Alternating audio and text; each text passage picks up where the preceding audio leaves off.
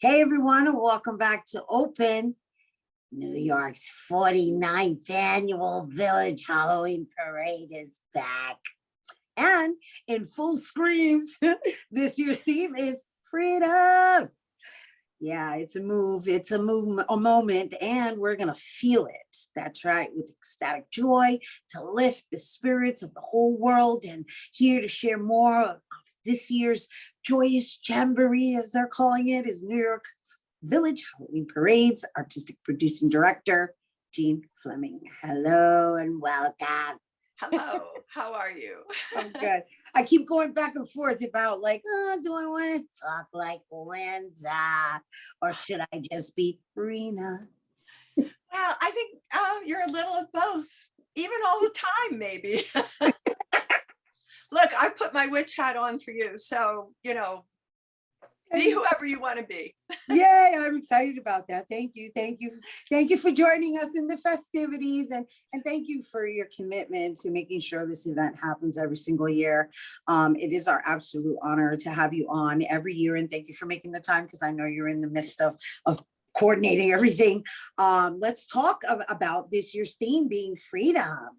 Yeah, well, I was really inspired by John Baptiste's video of freedom.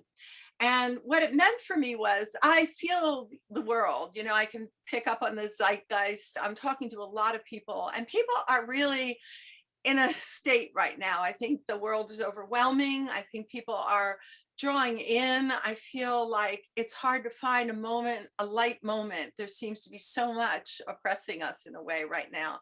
And when I saw that video and he made that move, where he said, I feel like Yeah. freedom.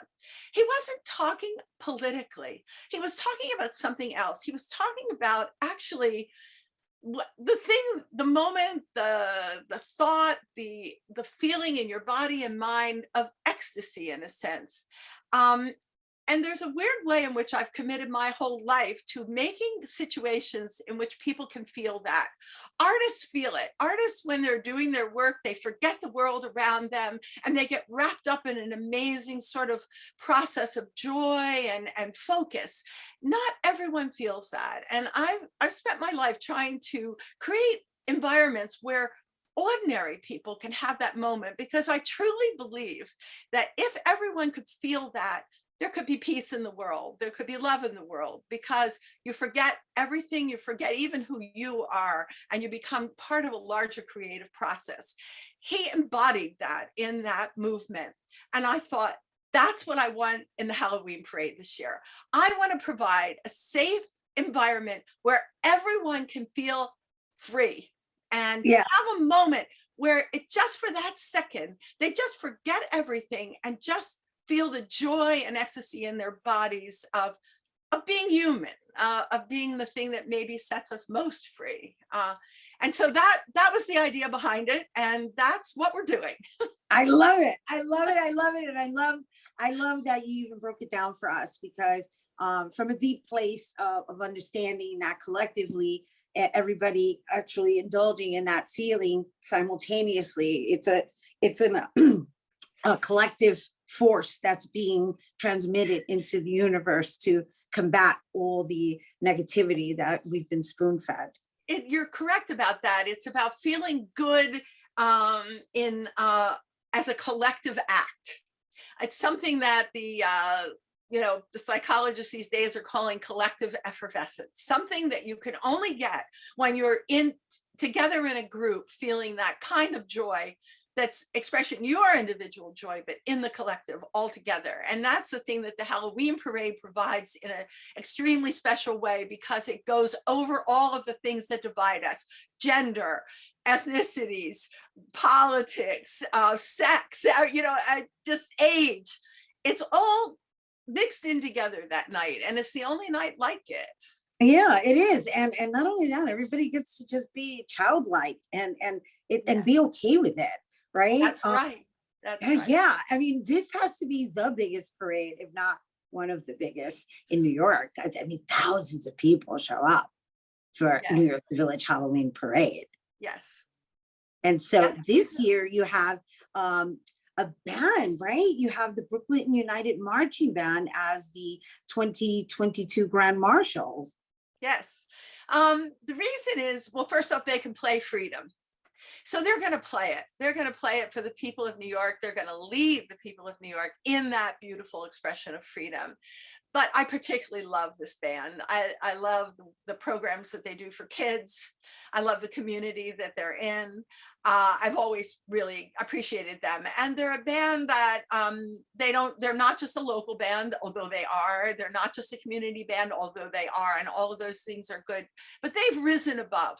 They've really taken things to a higher level. The way that they teach the kids, the way they perform, they're beautiful and they're a good quality, and they can embody the energy of freedom. So I'm happy to have them, and I'm happy to have the kids. That's really important. Right. So now we're talking intergenerational. But how many pieces are excuse me in that band? I mean, I'm just visualizing this song Freedom, which is so hot. I mean, you guys, if you haven't heard it, just find it on YouTube. It definitely evokes certain emotions of like, yeah, I just let go. And so how many pieces are in this band?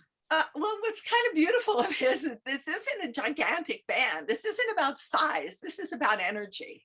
Okay. This is about spirit. So there'll be about 30 between their flag bearers, their dancers, their players. Yeah. Oh my gosh. But you make it sound like it's I'm like, I thought you were gonna say, oh, like 10. I'm like 30. The energy that's gonna come from that synergy is really gonna be palpitating. It's true. It's really true.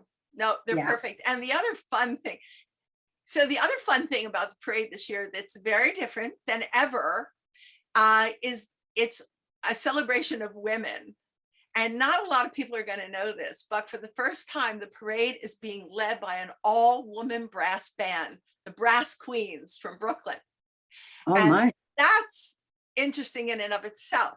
But not only are the Brass Queens going to lead the parade, but the Raging Grannies are going to be in the parade. So we're going to have the youngest incarnation of creative and lively people in the Brass Queens, because that's never happened before. There's never been an all-woman brass band.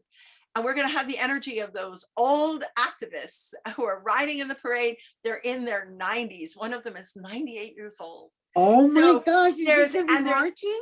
And they are. They're going to be part of a whole entire guerrilla theater piece called Mother Earth versus the War Machine. It's a peace demonstration looking back to the history of the parade, because the parade over its 49-year history has been used in a sense by activists of all different kinds. I mean, before there was gay pride, all of the gay activism happened in the Halloween parade.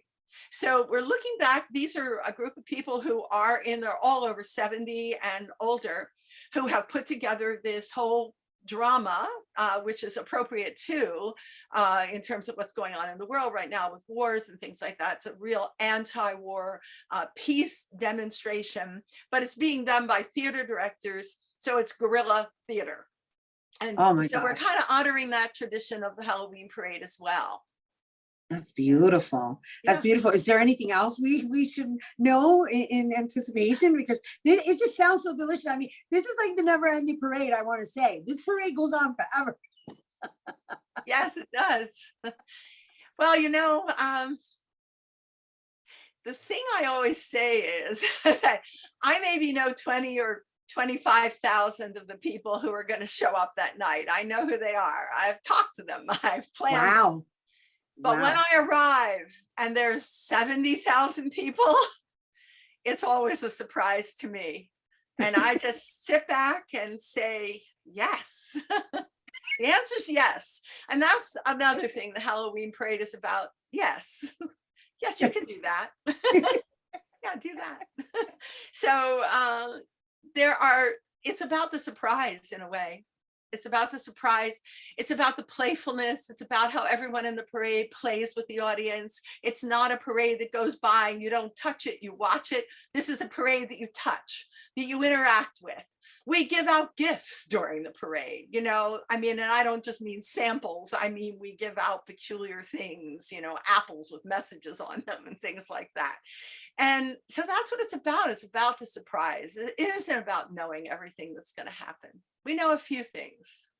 I love that. I love that. But the one thing's for certain we know is that we're going to be celebrating freedom at this year's parade. So thank you for bringing it here to us, Jeanne Fleming. She is the New York's Village Halloween Parade's artistic producing director. And once again, the 49th annual Village Halloween Parade is taking place on Monday, October 31st, beginning at 7 p.m., starting at Canal Street and 6th Avenue, ending at 6th Avenue and 15th Street.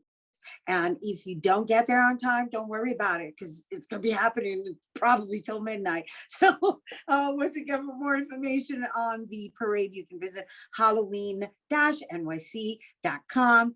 And we have to take a quick break, but when we return, we're going to speak to Tony-winning performer and comedian Sarah Jones about her hybrid doc narrative, Sell by Date. Don't go anywhere.